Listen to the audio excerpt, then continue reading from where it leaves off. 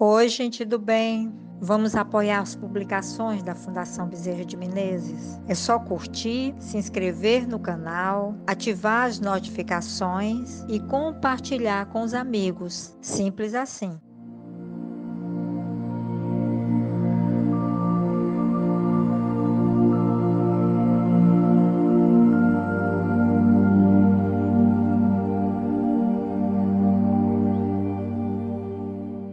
Hoje vamos estudar o Evangelho segundo o Espiritismo, capítulo 3. Há muitas moradas na casa do meu Pai. O item: mundos inferiores e mundos superiores. A qualificação de mundos inferiores e de mundos superiores é antes relativa do que absoluta. Tal mundo é inferior ou superior em relação àqueles que estão acima ou abaixo dele na escala progressiva. Tomando a Terra como ponto de comparação, pode-se fazer uma ideia do estado de um mundo inferior, supondo nele o homem no grau das raças selvagens ou de nações bárbaras que ainda se encontram em sua superfície e que são os restos do seu estado primitivo. Nos mais atrasados, os seres que os habitam são de alguma sorte rudimentares. Eles têm a forma humana, mas sem nenhuma beleza. Seus instintos não são temperados por nenhum sentimento de delicadeza ou de benevolência, nem pelas noções do justo e do injusto. Sua força bruta faz a lei. Sem indústria, sem invenções, dependem a vida na conquista da sua nutrição.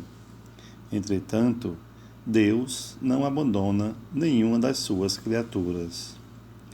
No fundo das trevas da inteligência jaz latente a vaga intuição de um ser supremo, mais ou menos desenvolvida. Esse instinto basta para torná-los superiores uns aos outros e preparar sua eclosão para uma vida mais completa. Porque não são seres degradados, mas crianças que crescem.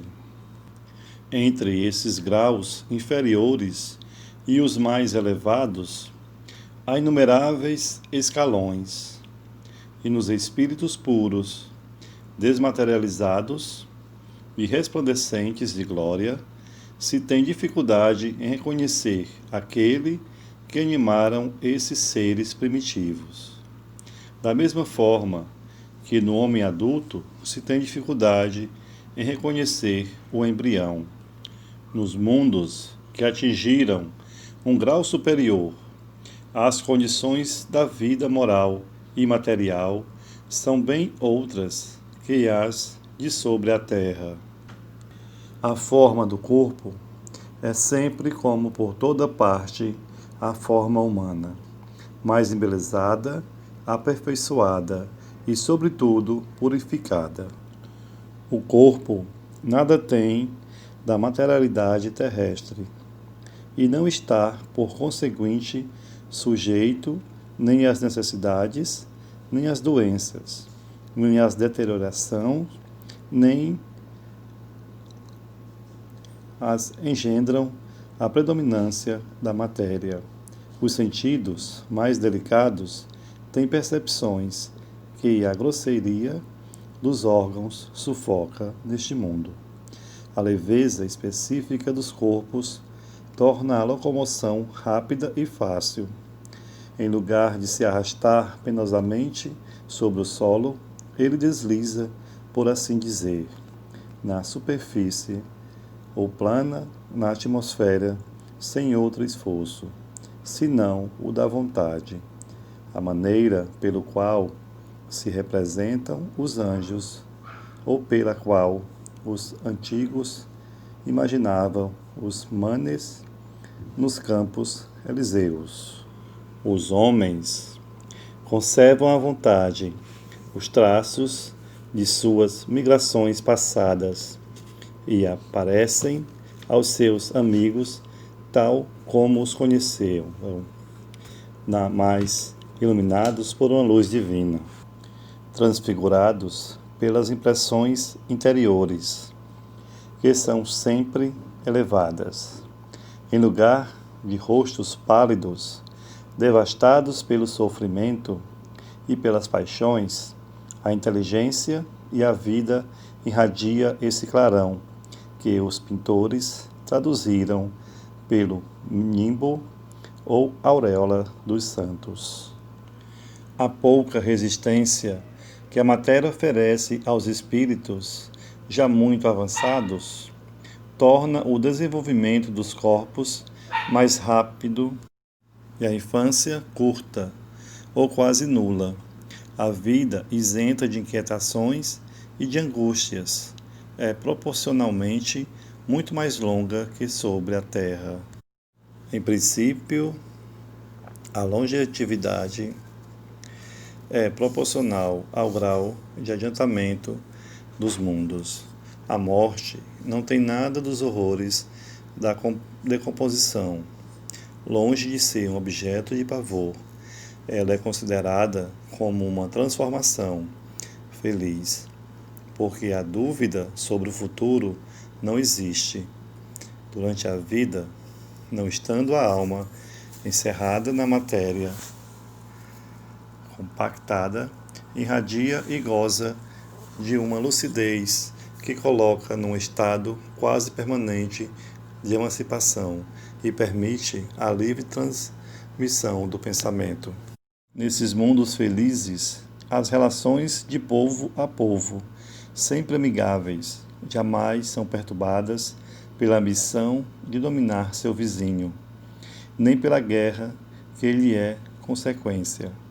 Não há nem senhores, nem escravos, nem privilégios de nascimento. Só a superioridade moral e inteligente estabelece a diferença das condições e da supremacia. A autoridade é sempre respeitada, porque não é dada senão a quem tem mérito, e se exerce sempre com justiça. O homem não procura se elevar acima do homem, mas acima de si mesmo, aperfeiçoando-se. Seu objetivo é chegar à classe dos espíritos puros. E esse desejo incessante não é um tormento, mas uma nobre ambição que o faz estudar com ardor para chegar a igualá-los. Todos os sentimentos ternos e elevados da natureza humana se encontram aumentados e purificados. Os ódios, os ciúmes mesquinhos, as baixas cobiças da inveja são ali desconhecidas. Um laço de amor e de fraternidade une todos os homens. Os mais fortes ajudam os mais fracos. Eles possuem mais ou menos, segundo tenham mais ou menos adquirido pela sua inteligência. Mas ninguém sofre por falta do necessário, porque ninguém está em expiação. Numa palavra, ali o mal não existe. Em vosso mundo, tendes necessidade do mal para sentir o bem, da noite para admirar a luz, da doença para apreciar a saúde. Nos mundos superiores, esses contrastes não são necessários. A eterna luz, a eterna beleza, a eterna serenidade da alma proporcionam uma eterna alegria que não são perturbadas nem pelas angústias da vida material, nem pelo contato dos maus que ali não têm acesso. O que o espírito humano tem mais dificuldade em compreender.